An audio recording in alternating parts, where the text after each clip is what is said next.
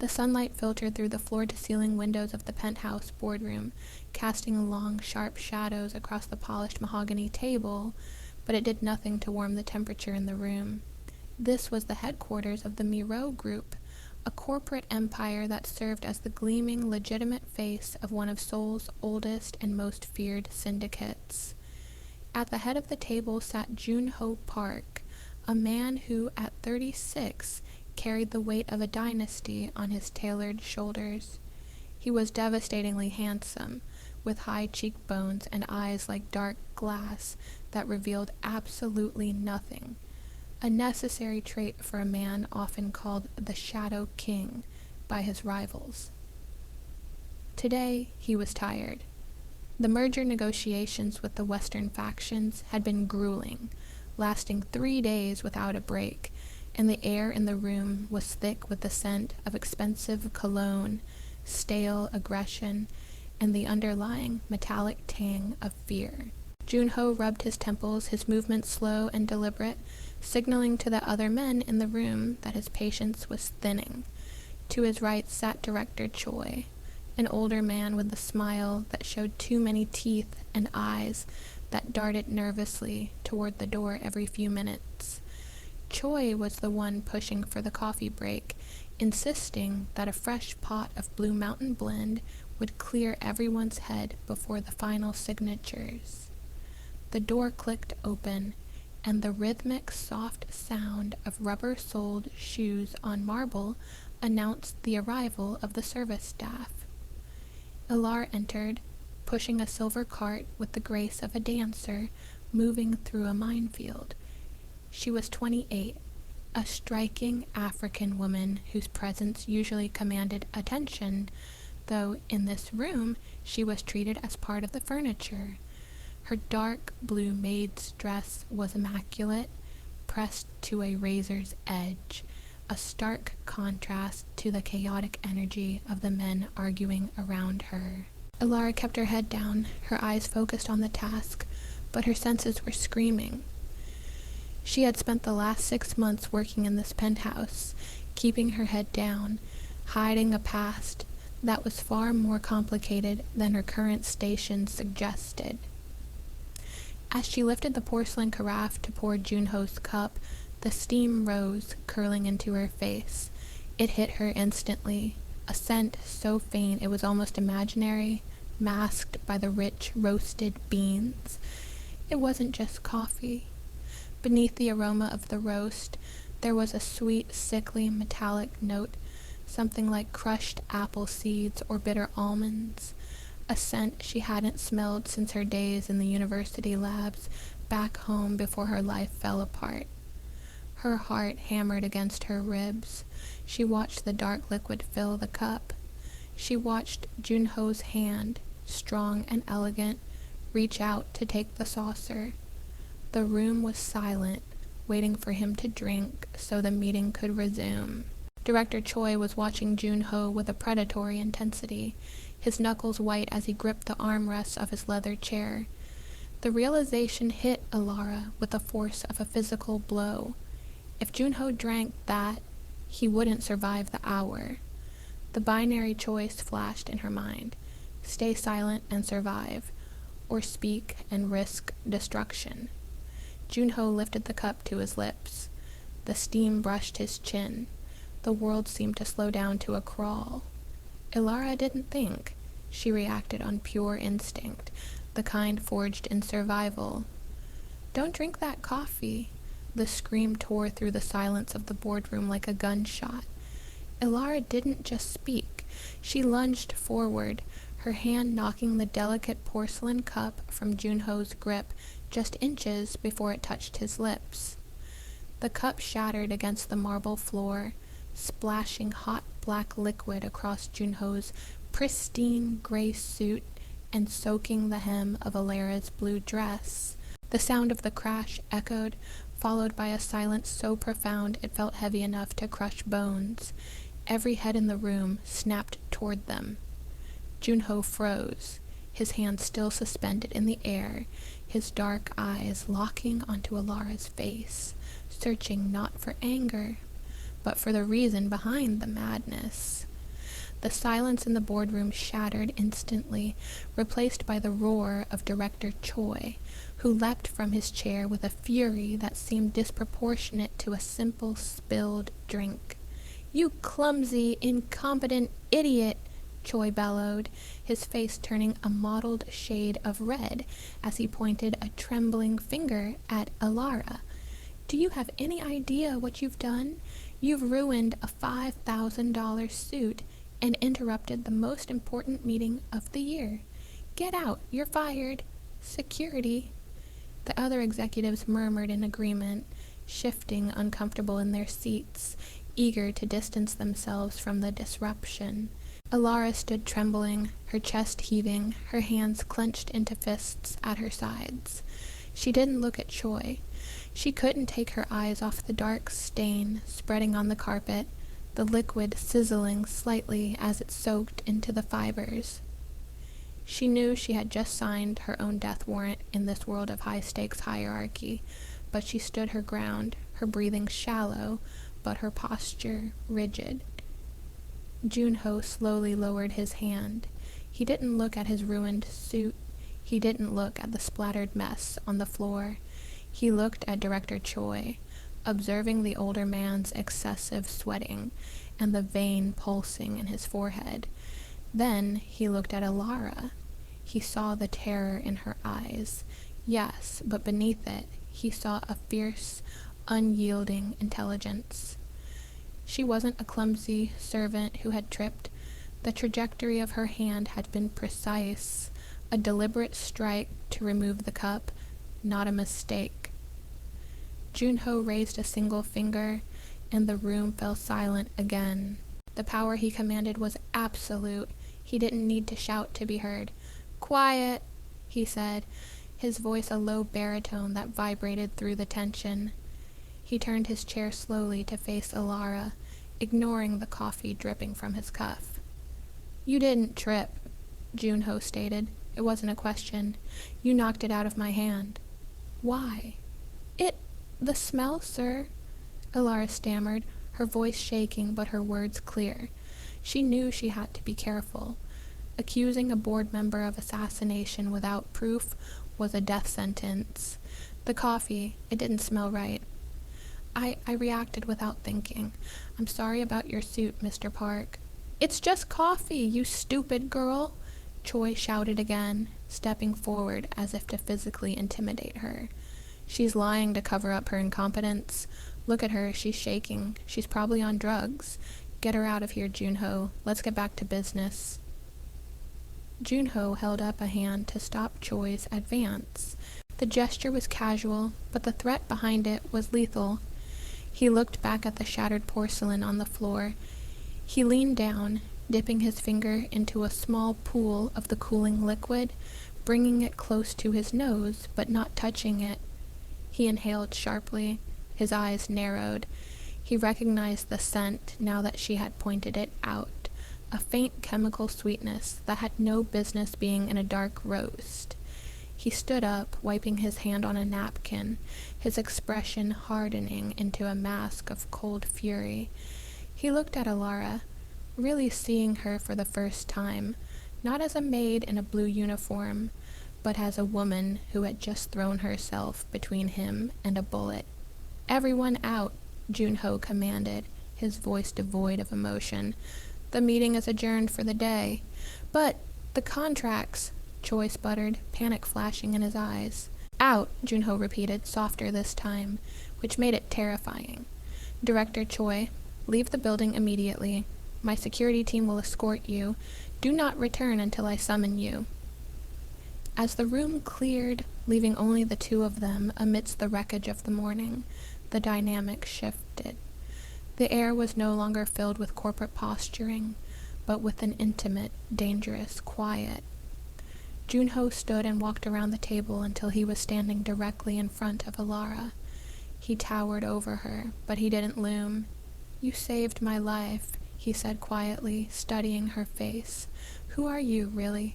Because ordinary maids don't recognize cyanide by its smell."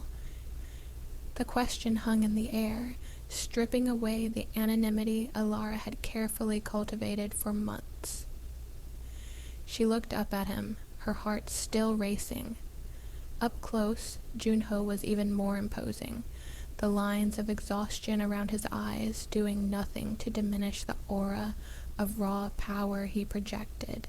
But there was something else there too, a flicker of curiosity, a break in the armor of the lonely king sitting on a throne of knives. Alara took a steadying breath, smoothing the front of her dark blue dress, a futile attempt to regain composure. She couldn't tell him everything, not about the life she left behind, the degree in biochemistry, gathering dust in a drawer in her tiny apartment, or the debt that forced her into the shadows of the service industry. But she couldn't lie to a man like Junho Park. He would smell the deceit just as she had smelled the poison. "I wasn't always a maid, sir," Alara said, her voice dropping to a whisper, the natural warmth of her tone cutting through the sterile atmosphere of the boardroom. "Back home, before things changed, I studied chemistry. My father was a pharmacist. I grew up mixing compounds. I know what bitter almonds smell like when they shouldn't be there." She paused, her eyes searching his for a sign of disbelief, but found only intense focus. "When I poured the cup, the steam hit me. It wasn't right. I didn't think. I just knew you couldn't drink it." Junho walked over to the window, looking out at the sprawling skyline of Seoul, a city that bowed to him, yet left him completely isolated. He lived in a world of transactional relationships. People wanted his money, his protection, or his power. No one gave him anything without expecting a return. Yet here was this woman, a person his world considered invisible, who had risked her employment and potentially her safety to save him. It was a variable he hadn't calculated. He turned back to her, the sunlight framing his silhouette. "You realize what you've done," Junho said, his voice grim. "If you are right, and my gut tells me you are, you have just made yourself an enemy of whoever put that poison in the pot. You are a witness now. You are a loose end." Alara felt a chill. That had nothing to do with the air conditioning. She wrapped her arms around herself. "I just wanted to stop you from dying. I didn't think about the politics." "That is exactly why you are in danger," Junho said, stepping closer again. He reached into his pocket and pulled out a sleek black phone, typing a quick message. "You cannot go home today. If Choi, or whoever he is working for, knows you identified the poison, your apartment is the first place they will look." "I have to go home," Alara protested, panic rising. "My sister, I can't just disappear." "You aren't disappearing. You are being relocated," Junho corrected, his tone leaving no room for argument. "You are under my protection now, Alara, whether you want to be or not. You saved the life of the head of the Miro group. That debt must be paid, and I pay it by ensuring you live through the night." He looked at the spill on the floor again. "I need you to stay in this room. Don't touch anything, don't drink anything. I have to make a call to a team that handles sanitation. They need to test that liquid." For a moment, the barrier of class and employer evaporated. They were just two people standing on the precipice of a conspiracy. Alara looked at him, seeing the loneliness behind the authority. "Do you trust anyone here?" she asked, a bold question that slipped out before she could stop it. Junho paused at the door, his hand on the handle. He looked back at her, his expression unreadable, yet his eyes were softer than before. "I trusted the coffee," he said, a dry, wry humor surfacing for a split second. "And look where that got me. Right now, Alara, the only person in this building I am certain isn't trying to kill me is you." The hours that followed were a blur of controlled chaos. Junho had moved Alara into his private office, a fortress within a fortress, accessible only by his biometric scan. He had left her there with a bottle of sealed water and a promise to return, plunging back into the shark tank of his organization to find the leak. Alara paced the room, the plush carpet swallowing the sound of her footsteps. The office was stark, modern, and devoid of personal touches, except for a single framed photograph on the desk turned away from the guest chairs. She resisted the urge to look at it. She felt exposed, stripped of the invisibility that was her primary defense. She was no longer just the maid, she was the anomaly. Late in the afternoon, the heavy oak door hissed open. Junho entered, looking more exhausted than before.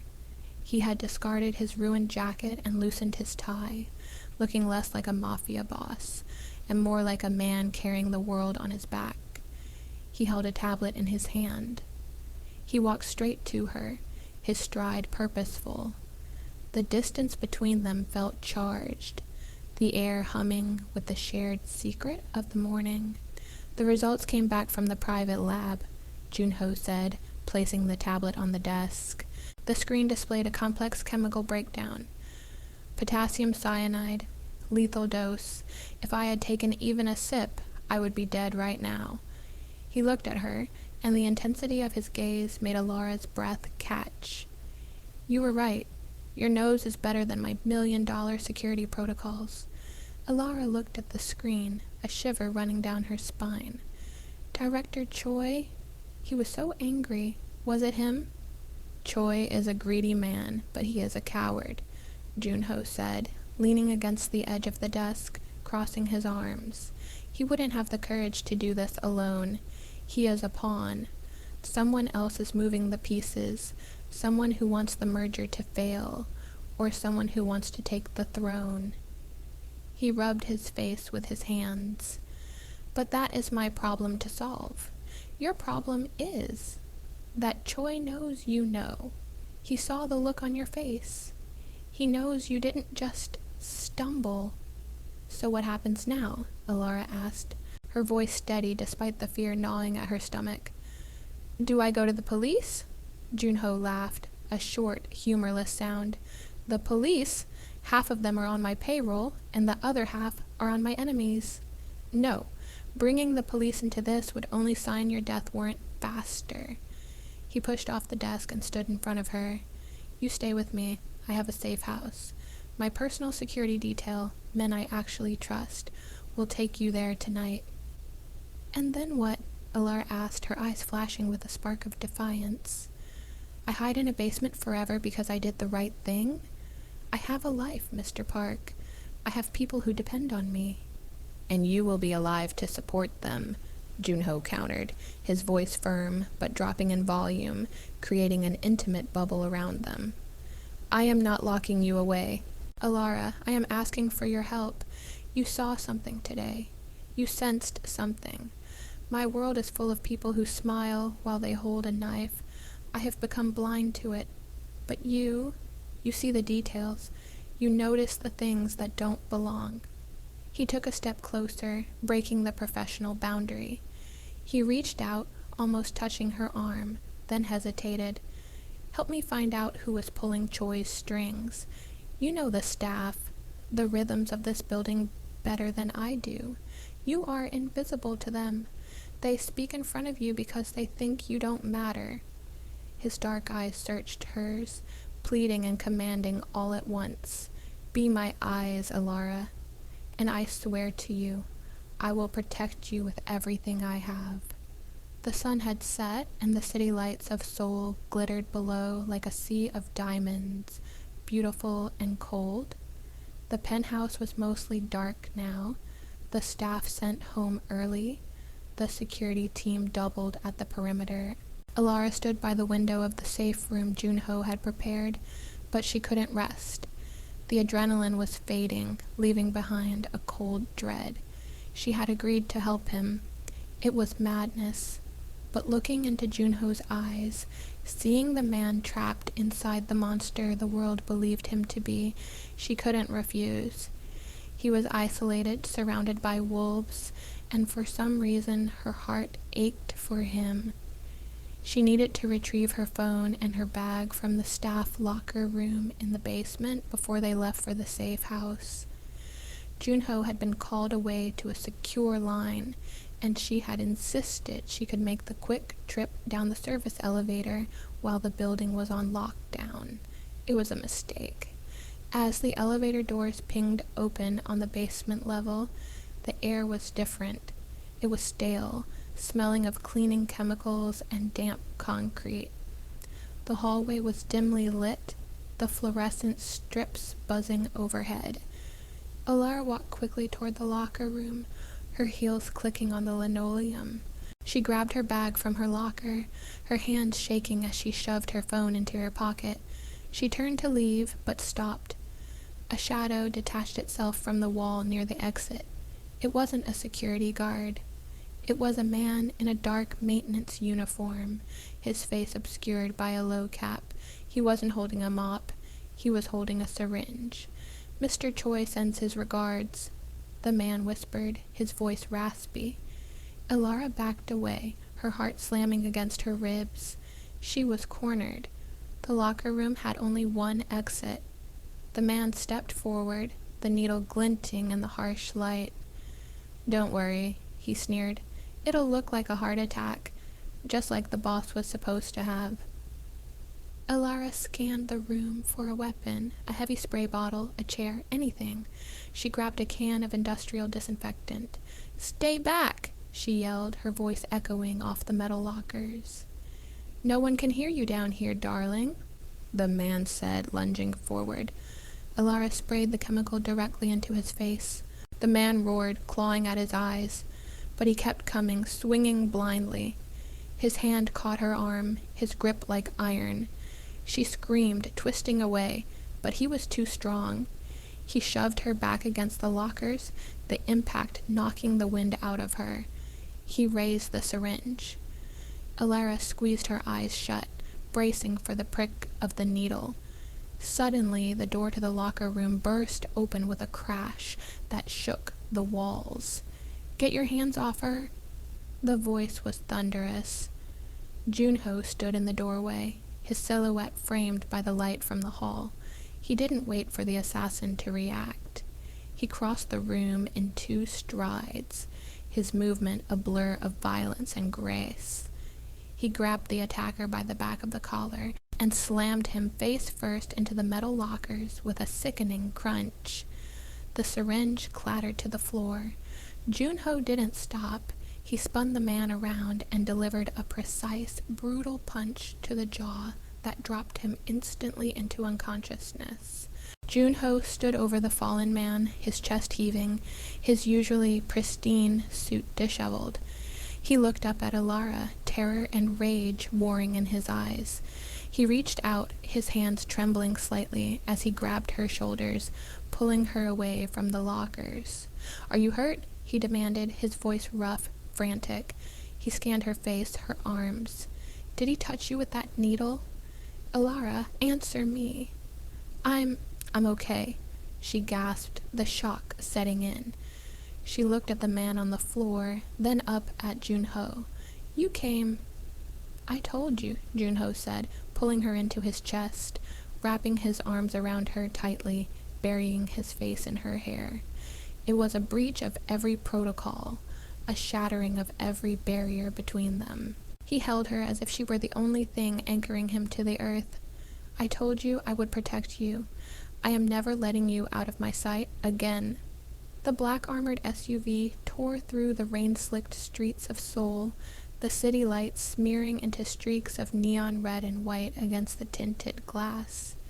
Inside the cabin, the silence was heavy, not with tension, but with the sudden, crushing weight of survival. Allure sat in the back seat, her hands still trembling slightly, though the adrenaline was beginning to ebb, leaving a cold ache in her bones. Junho sat beside her, closer than propriety dictated, his body angled toward her as if to shield her from the very air of the car. He hadn't let go of her hand since he pulled her out of the basement. His grip was firm, grounding, his thumb tracing slow, unconscious circles on her skin. He wasn't looking at his phone or barking orders at the driver. He was looking at her, his dark eyes scanning her face for any sign of delayed shock. "We are almost there," Junho said, his voice low and rough, stripped of its usual corporate polish. "The safe house is outside the city limits. It's a fortress. No one gets in unless I allow it." He paused, his jaw tightening as he looked at the bruise beginning to bloom on her arm, where the assassin had grabbed her. "I am sorry, Alara. I should have sent a guard with you. I underestimated their desperation. That mistake nearly cost you your life." Alara shook her head, turning to meet his gaze. In the dim light of the passing street lamps, she saw the raw guilt etched into his features. The Shadow King looked human, vulnerable, and terrified of his own failure. "You came back," she whispered, her voice finding strength in the quiet intimacy of the car. "You didn't have to. You could have sent security, but you came yourself. You saved me, Junho." Using his first name felt like crossing a final line, a surrender of the hierarchy that had defined them. Junho didn't correct her. Instead, he lifted her hand, pressing his lips briefly to her knuckles, a gesture so old-fashioned and tender it made her breath hitch. "I couldn't wait for security," he admitted, his eyes holding hers with an intensity that burned. "When I realized you were gone, the thought of losing you, of the silence returning to my life, it terrified me more than any gun ever has." The car slowed, turning up a winding private drive lined with high walls and dense trees. They had arrived at a sanctuary, but as the gates closed behind them, Alara knew the real danger wasn't just the men trying to kill them. It was the terrifying speed with which her heart was falling for the man who lived in the center of the storm. The safe house was a sprawling, minimalist structure of concrete and glass, perched on a cliff overlooking the dark expanse of the Han River, isolated and serene. Inside, the air was warm, smelling faintly of cedar and rain. Junho dismissed the few staff members present, locking the heavy front door himself. He led Alara into the sunken living room, where a fire was already crackling in the hearth. He guided her to the sofa, then disappeared into the kitchen, returning moments later, not with a servant, but with a first aid kit and a glass of water. He knelt on the floor in front of her, rolling up the sleeves of his dress shirt, exposing strong forearms scarred from a life she could only imagine. "Let me see your arm," he murmured, opening the kit.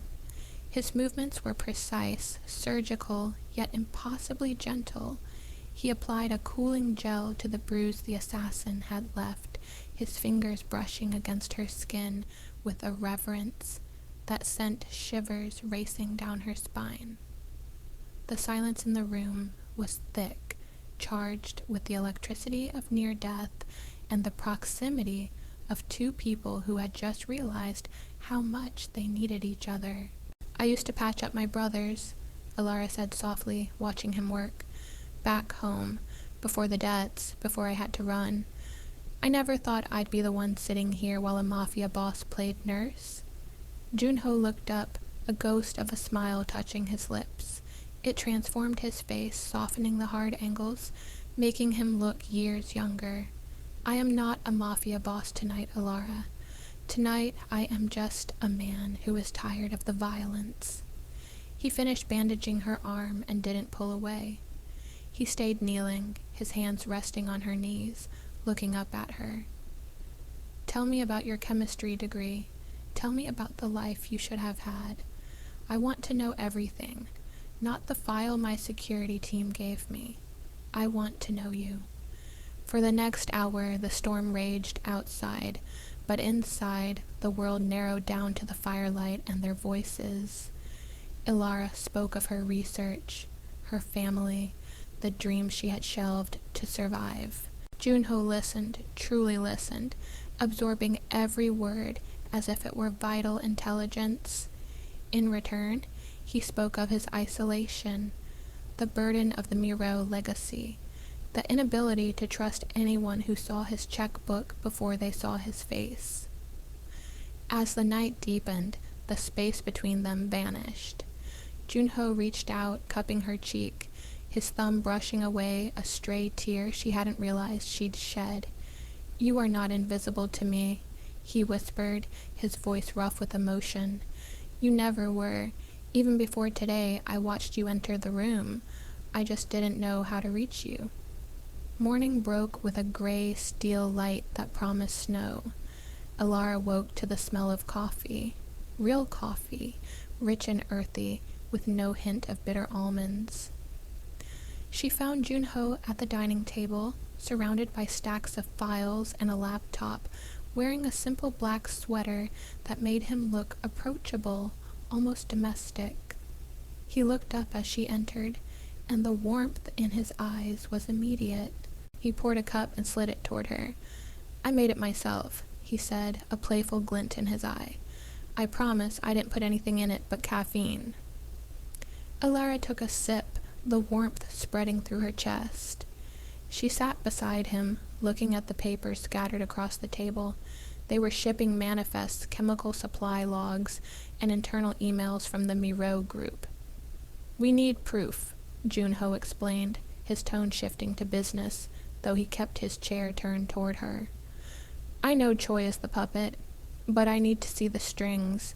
We need to link the cyanide to a purchase order that connects him to the Western faction."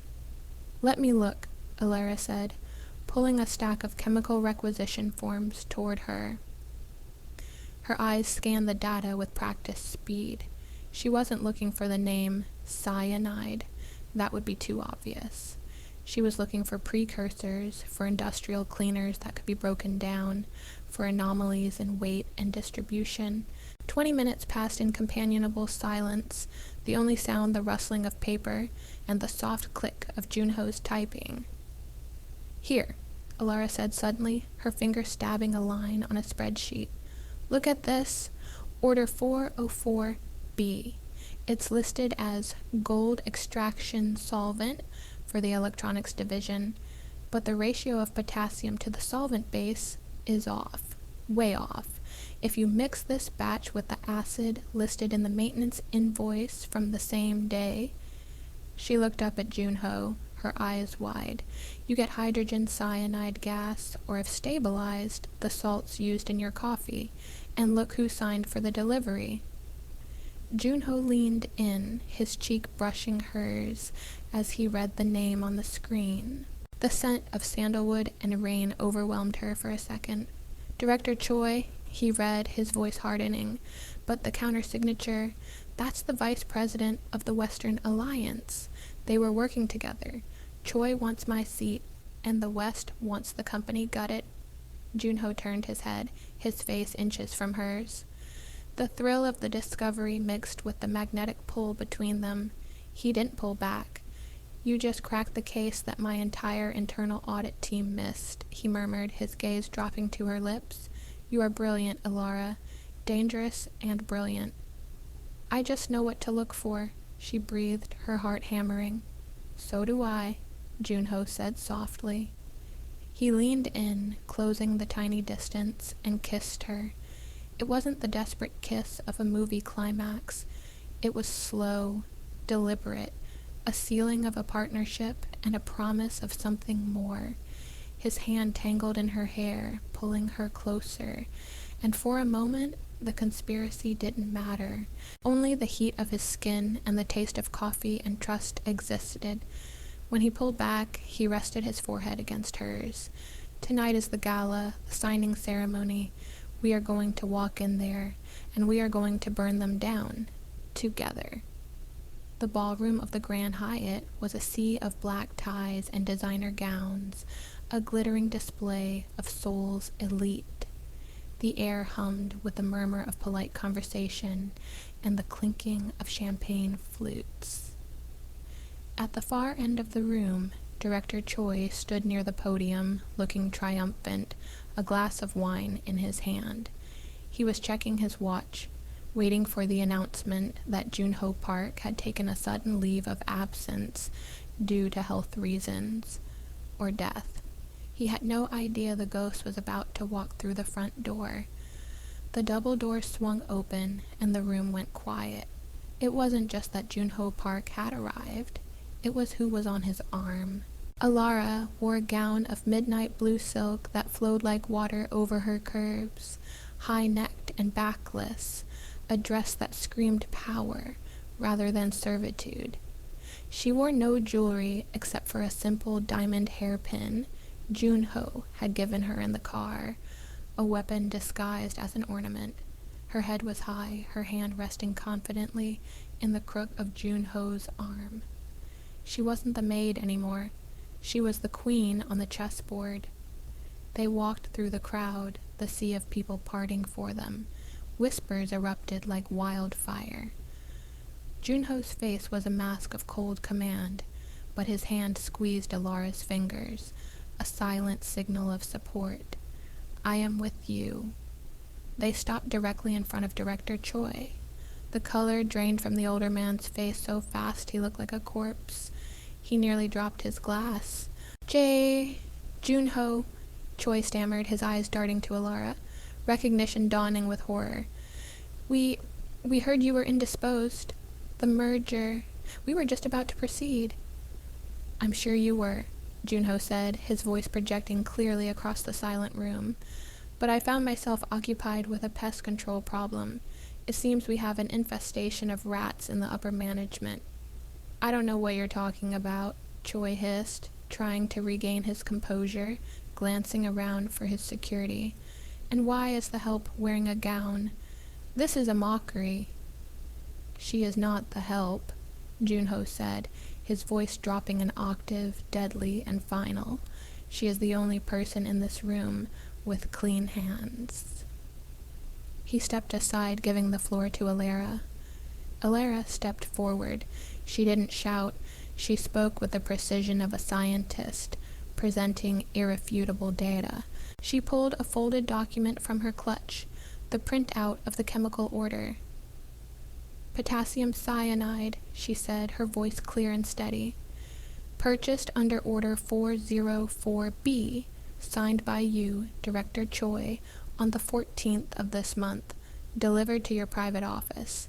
The same chemical found in Mr. Park's coffee yesterday morning. She held up the paper. We have the toxicology report. We have the delivery manifest. And we have the maintenance worker you sent to the basement to silence me. He's currently sharing a very interesting conversation with the police. The room erupted. Flashbulbs popped.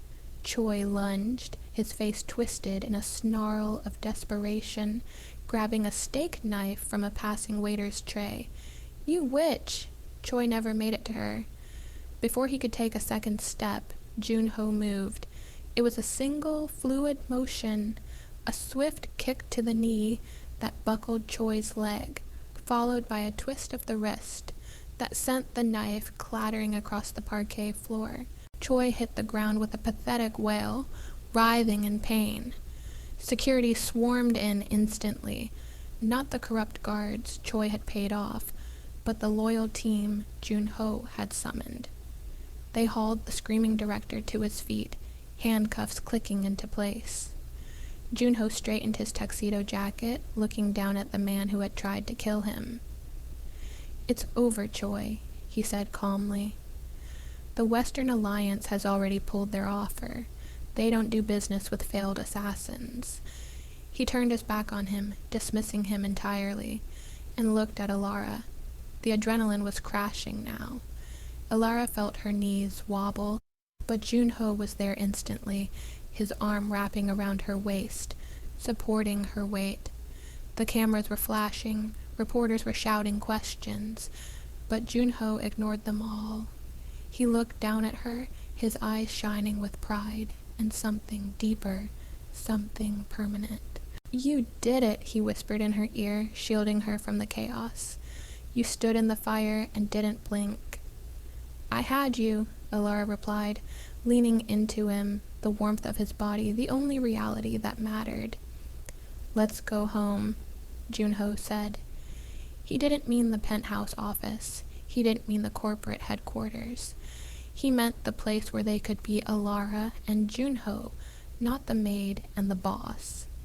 He guided her toward the exit, his arm protective and possessive, walking away from the empire he had saved to be with the woman who had saved him. 1 month later. The morning sun hit the balcony of the villa, no longer a safe house, but a home. The air was crisp, but Alara was warm, wrapped in a thick wool blanket, watching the river flow below. She wasn't wearing a uniform. She was wearing one of Junho's oversized shirts, her hair loose and free. The sliding door opened, and Junho stepped out, carrying 2 mugs. He looked different, lighter, the perpetual tension around his eyes smoothed away by weeks of peace. He had restructured the Miro group, purging the corruption, turning it into something legitimate, something he could be proud of. But his most important appointment was standing right here on the balcony. He handed her a mug. Alara took it, bringing it to her nose. She inhaled deeply. Earl Grey tea. No coffee? She teased, looking up at him with a smile that reached her eyes.